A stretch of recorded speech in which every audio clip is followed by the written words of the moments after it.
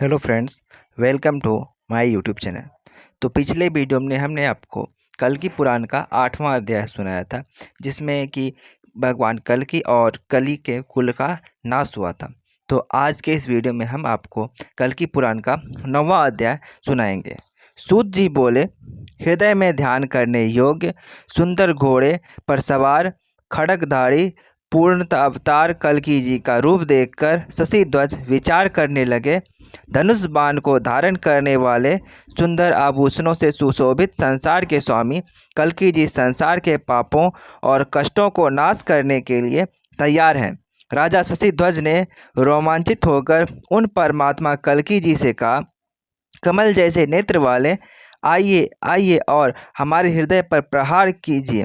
हे परमात्मन, हमारे बाणों के डर से, बाणों की मार से बचने के लिए आप अंधकार से पूर्ण मेरे हृदय में प्रवेश करके छिप जाइए।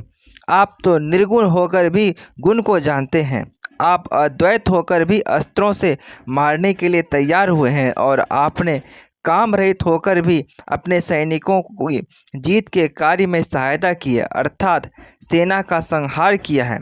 सभी लोग मुझे नहीं, परमात्मा के साथ रथ पर सवार युद्ध करते हुए देखें।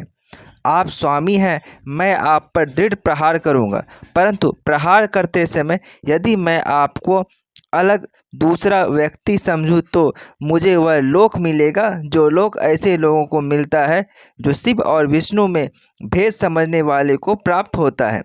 इस प्रकार अस्त्र धारण करने वाले तथा शत्रुओं को संताप देने वाले राजा शशिध्वज ने इन वचनों को सुनकर अक्रोध परमात्मा कल्कि जी अपने को क्रोध की आकृति वाला दिखाकर उन पर बाण मारने लगे। राजा शशिध्वज ने उनके श्रेष्ठ अस्त्रों द्वारा किए गए प्रहार की चिंता किए बगैर अपने बाणों की वर्षा की। जैसे पर्वत पर मूसलाधार वर्षा हो रही है, राजा शशिध्वज के बाणों की वर्षा से कल्कि जी का शरीर छत विछत हो गया और वे बहुत क्रुद्ध हो गए। इसके बाद देवी शस्त्र और अस्त्रों की मार से दोनों में घोर युद्ध होने लगा।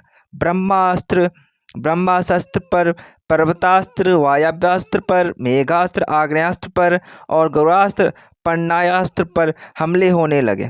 इस प्रकार राजा शशिध्वज और कल्कि जी अनेक दिव्य अस्त्रों से आपस में एक दूसरे पर चोटें करने लगे। लोक और लोकपाल बहुत डर गए। वे लोग यह समझ बैठे कि अब तो प्रलय ही आ पहुंचा है। युद्ध देखने के लिए आकाश मार्ग से आए हुए देवतागण बाणों से निकलने वाले आग से डरने लगे। कल्कि जी और राजा शशिध्वज ने देखा कि देव्यास्त्रों का प्रयोग असफल हो रहा है, इसीलिए वे अस्त्रों को छोड़कर बाहु युद्ध पर उतर आए। अब दोनों ने लड़ाई में पैरों की मार का, चपटों की मार का और घूसों की मार का सहारा लिया। दोनों ही वीर यानी भगवान कल्कि जी और राजा शशिध्वज युद्ध विद्या में कुशल थे, इसीलिए वे लड़ाई में एक दूसरे के कौशल को देखकर प्रसन्न हुए। जिस प्रकार सृष्टि के आरंभ में पृथ्वी का उद्धार करते समय वराह जी ने आवाज़ की थी, वैसी ही आवाज़ करते हुए कल्कि जी ने शत्रु पर करतलाघात किया।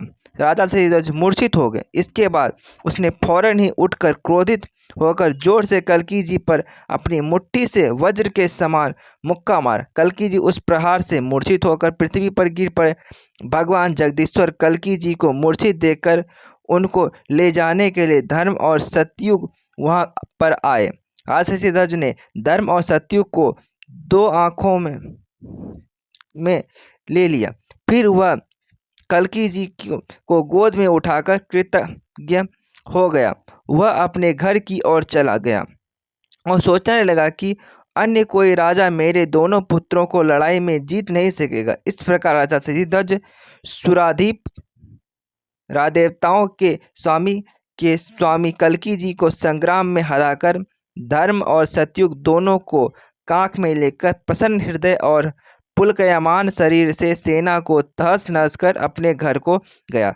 वहां पहुंचकर उसने देखा कि रानी सुशांता नारायण जी के मंदिर में विराजमान है। सुशांता के चारों ओर वैष्णवी नारियां बैठी हुई थी और भगवान नारायण जी का गुणगान कर रही थी। सुशांता का अति सुंदर मुख देखकर राजा ने कहा, हे सुशांते, जिन्होंने बेचारे देवताओं की विनय भरी प्रार्थना पर संबल गांव में जन्म लिया है और जिन्होंने विद्या प्राप्त कर पाखंडियों और म्लेच्छों का विनाश किया है, वही हृदय में रहने वाले तुम्हारी शक्ति की परीक्षा लेने के लिए माया का सहारा लेकर मूर्छा रूपी छल से इस समय यहाँ आए हैं।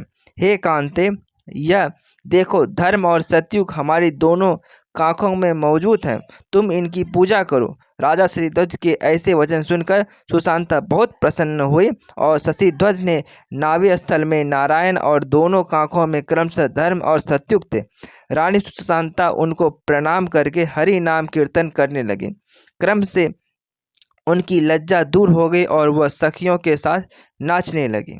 तो फ्रेंड्स, ये कथा को यहीं पे समाप्त करते हैं। इसकी आगे की कथा हम आपको अगले वीडियो में सुनाएंगे। Thanks for watching my videos.